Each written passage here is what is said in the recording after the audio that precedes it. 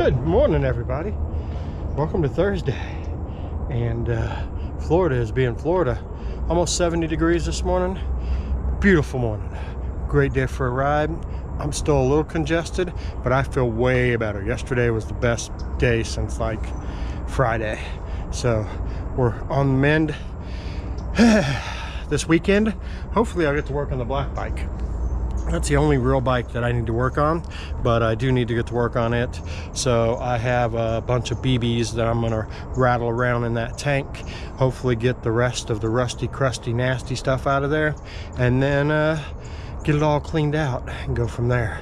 So that's our project this weekend, I believe, unless Mama has some honeydews that I don't know about yet. Anywho, that's it today. Today is a big day. So today we kind of have all the different events listed out, and we're going to figure out our schedule for the summer. So it's going to be a fun day. I always love to figure out where I'm going and what I get to look forward to this summer on the motorcycle. So stay tuned. I'm sure that'll either be in today's video later or tomorrow's. But anyway, first things first. Let's grab a cup of coffee, get to work. All right, guys, we are on the wind down of a completely crazy day. So Mama Badger has been working on the Wrecked Rider Fund all day. We're getting close, guys. The reason it's taken us so long to do it is we want to do it right? We don't want to announce it and then change it and tweak it and tune it while we've released it. So we're trying to make everything as right as possible before we release it to everybody, but that is what the day has entailed.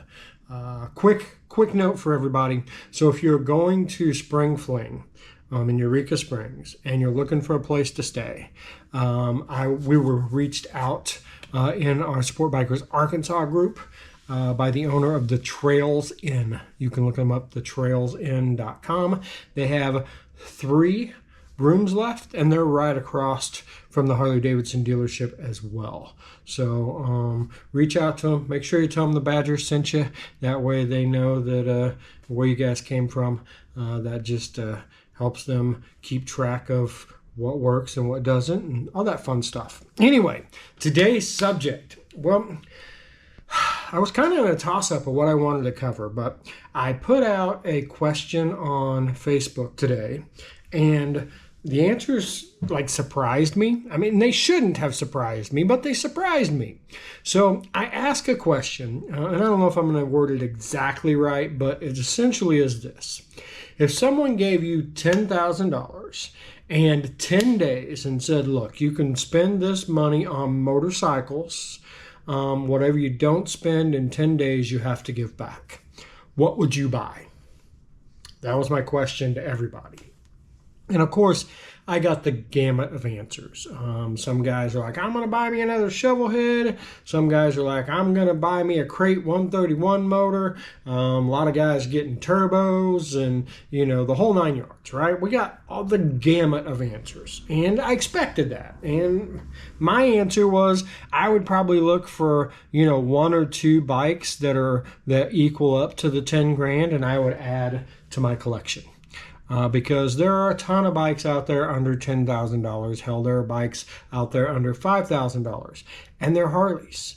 Yes, you can get Hondas, Yamahas, Suzukis, all of those. They're out there as well. But there are Harley Davidsons, which I don't know why people don't know this or believe this. Somewhere in the world, everybody's been told that Harley is so expensive that if you don't have $40,000, you cannot own a Harley Davidson. I saw that today repeatedly. 10 grand's just not enough. I would want a nice bike. And I would have to respond with, I have 5. I have 5 Harley Davidsons. Not a one of them cost over 10 grand. 2 of them I've put over 100,000 miles on. They're out there by the droves. Pretty much anything 2009-ish, 2010 and lower, it is going to be below that 10K mark. And if you really shop there are some great deals out there to be had. Are some of those 2009, 2010s going to be more? Yes. It all depends on who's valuing the bike and how much that person thinks of the bike. But for the most part, there are thousands upon thousands upon thousands of motorcycles out there under $10,000. You do not have to go broke to own a motorcycle. And I don't know how to get this message out to enough people to make a difference, but I feel like this repeating theme just keeps coming up every time that I ask, what would you spend like $10,000 on? One guy even said, I wouldn't take the money because it's not nearly enough for what I would want. At what point in society did we get to, I would not accept 10 grand because it would not buy me a nice enough motorcycle? I'm going to be honest with you. If you want to give me 10 grand, I will gladly take it and I will spend it on motorcycles. I'm not special. I will go find me a old Evo or a twin cam, or I'll find me something. I may find me 2 or 3 somethings, but I will find me something to spend 10 grand on in motorcycles. Hell, who knows? I might buy 2 or 3 of them and give them away just to get people out on motorcycles that believe that they can't afford a motorcycle for $10,000. Anyway, that's my subject for today. I was just kind of blown away by the answers to that. Now let me ask you the same question.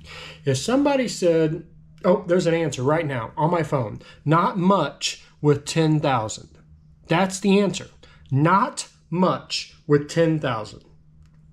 So I know that my bike and the V-Rod both combined were under $10,000.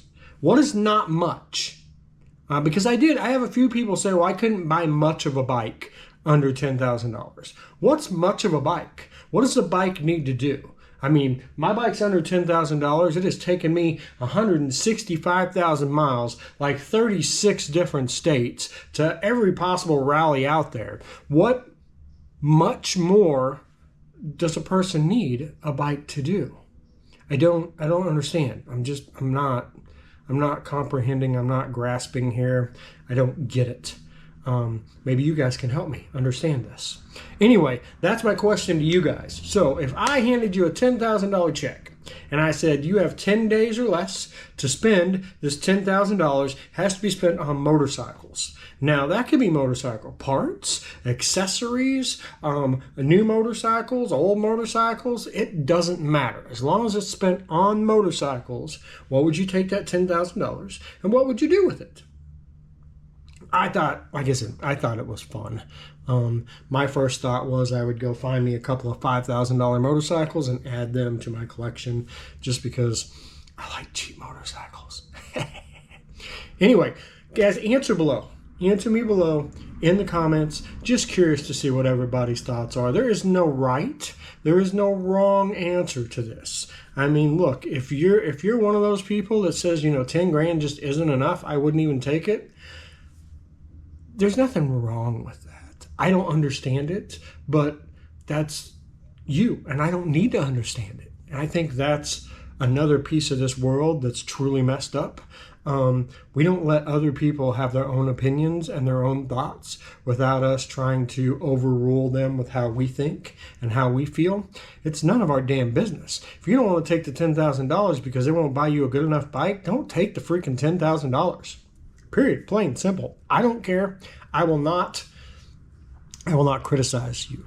I might question you just to figure out where your mind's at, but I will never criticize you. You do you.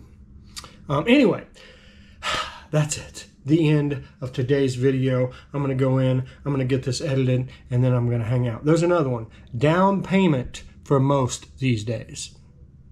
So, I mean, you could use it as a down payment, but you don't have to. You could literally own a full motorcycle for $10K.